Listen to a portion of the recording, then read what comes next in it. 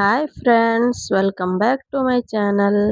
మన ఛానల్ని మొదటిసారి చూసినట్లయితే తప్పకుండా సబ్స్క్రైబ్ చేసుకోండి.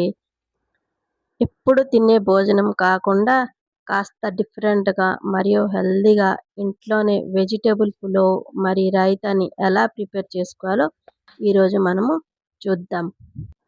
కూరగాయలన్నీ చక్కగా ఉడుకుతూ సువాసనలతో ఈ పులావ్ని తయారు చేసే విధానం చాలా సింపుల్ అండి.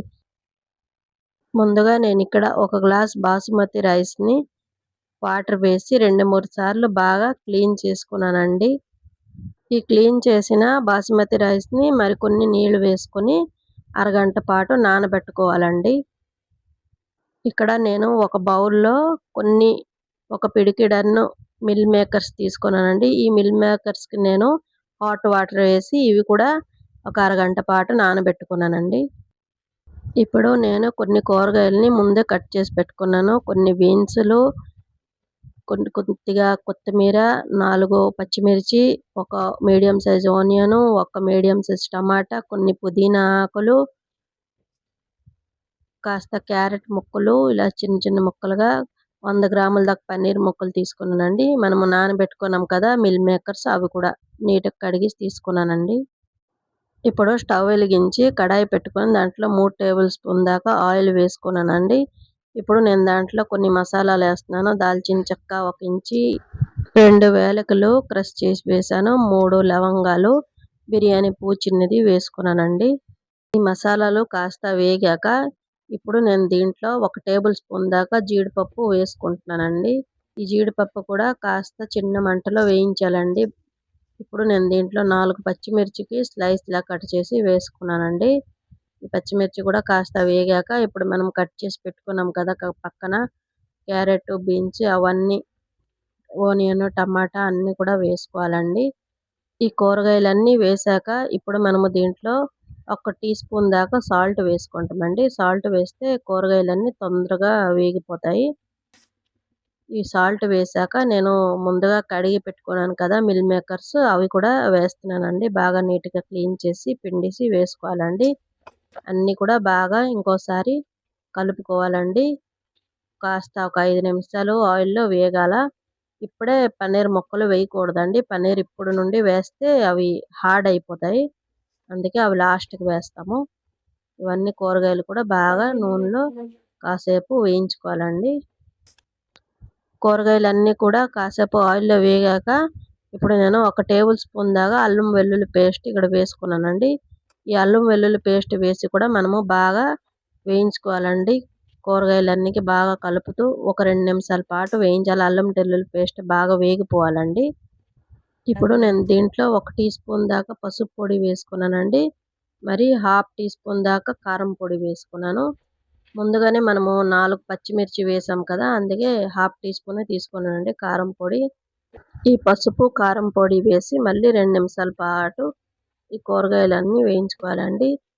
2 నిమిషాల తర్వాత నేను ఇక్కడ 1 టీ స్పూన్ దాకా ధనియాల పొడి వేసుకున్నానండి.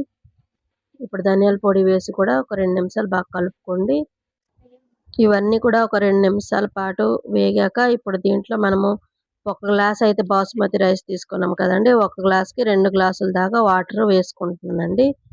ఇప్పుడు దీంట్లోనే మనము 1 టీ స్పూన్ దాకా బిర్యానీ మసాలా పౌడర్ వేసుకుంటామండి. ఈ బిర్యానీ మసాలా నేను ఇంట్లో ప్రిపేర్ చేసుకున్నాను. ఇప్పుడు దీంట్లో మనము పుదీనా ఆకులు కొద్దిగా, మరి కొద్దిగా కొత్తిమీర ఆకులు వేసుకుంటామండి. ఇవన్నీ వేసాక మనము ముందుగానే కట్ చేసి పెట్టుకున్నాం కదా పన్నీర్ ముక్కలు, ఆ పన్నీర్ ముక్కలు ఇప్పుడు వేసుకుంటామండి. మనము ముందే వేసి అవి ఎక్కువ వేగితే హార్డ్ అయిపోతాయి పన్నీరు, అందుకే అవి లాస్ట్కి వేసుకోవాలండి. పన్నీర్ ముక్కలు వేసి ఒకసారి బాగా కలపండి. కలిపి ఒకసారి సాల్ట్ చెక్ చేసుకోండి. మనము ముందే కూరగాయలు వేగేటప్పుడు కొద్దిగా సాల్ట్ వేసుకున్నాం కదా, అందుకే ఇప్పుడు చూసుకొని మనకి సరిపడా సాల్ట్ వేసుకుంటున్నా. కొద్దిగా వేస్తే సరిపోతుంది, మీరు మీ రుచికి సరిపడా వేసుకోండి. ఇప్పుడు వాటర్ ఒక బాయిల్ వచ్చేంత వరకు లో ఫ్లేమ్లో మూత పెట్టేసి ఉడికించండి. 5 నిమిషాల తర్వాత మూత తీస్తే వాటర్ మరుగుతున్నాయండి. ఇప్పుడు మనము కడిగి పెట్టుకున్నాం కదా బాసుమతి రైస్ని, ఆ బాసుమతి రైస్ని మొత్తాన్ని దీంట్లో వేసుకోవాలండి.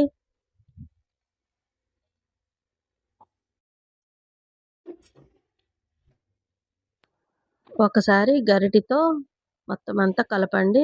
కలిపి లో ఫ్లేమ్‌లో ఒక 10 నిమిషాల పాటు మూత పెట్టేసి ఉడకనించండి. ఈ పులావ్ ప్రిపేర్ అయ్యే లోపల మనము రైతా ప్రిపేర్ చేసుకుందాము. నేనిక్కడ ఒక కీరా దోసకాయని బాగా తొక్క తీసి నీట్‌గా కడిగి తీసుకున్నానండి. ఈ కీరా దోసకాయని ఇట్లాగా గ్రేటర్‌తోని బాగా సన్నగా తురిమియాలండి. ఇప్పుడు ఒక బౌల్ తీసుకొని దాంట్లో మనము తురిమిన కీరా దోసకాయ అంతా వేసుకోవాలా.